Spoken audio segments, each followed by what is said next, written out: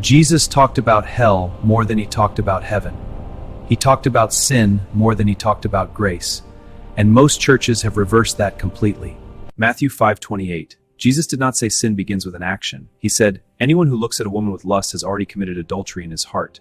He moved the line of sin from the act to the thought. He was not making the law easier. He was showing that every human being already stands guilty before they have done anything. Jesus was not being poetic. He was saying, there is no sin worth holding on to. The cost of keeping it is greater than the cost of removing it. Then he said something so extreme that most preachers soften it into metaphor. Matthew 8:29. If your right eye causes you to sin, gouge it out. It is better to enter life with one eye than to be thrown into hell with two. John 8:34. Jesus said, truly I tell you, everyone who sins is a slave to sin, not someone who is struggling with sin, a slave to it. He was speaking to religious people who believed their heritage protected them. He told them they were in bondage and could not see it. That same blindness exists in churches today. Luke 12:2. Jesus said, there is nothing concealed that will not be disclosed, nothing hidden that will not be made known. What you have said in darkness will be heard in daylight. What you have whispered in private will be proclaimed from the rooftops. Every secret sin you carry, Jesus said it has an appointment with the light.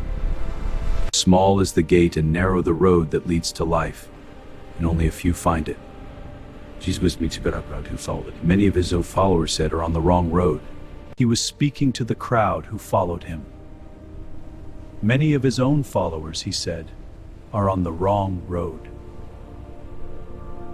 Not everyone who says to me, Lord, Lord, will enter the kingdom of heaven.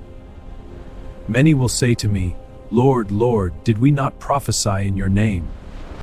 Cast out demons in his name, did miracles in his name. And he says, I never knew you. Depart from me. The most terrifying words in all of Scripture, spoken to people who thought they were serving God. That is what Calvary was, the receipt for what sin costs.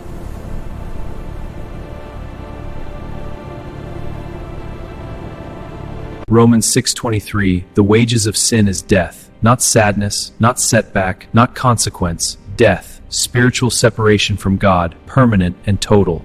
Jesus did not come to make sin more manageable. He came because the cost of sin was so catastrophic that only his death could pay it. But John 8:36, if the Son sets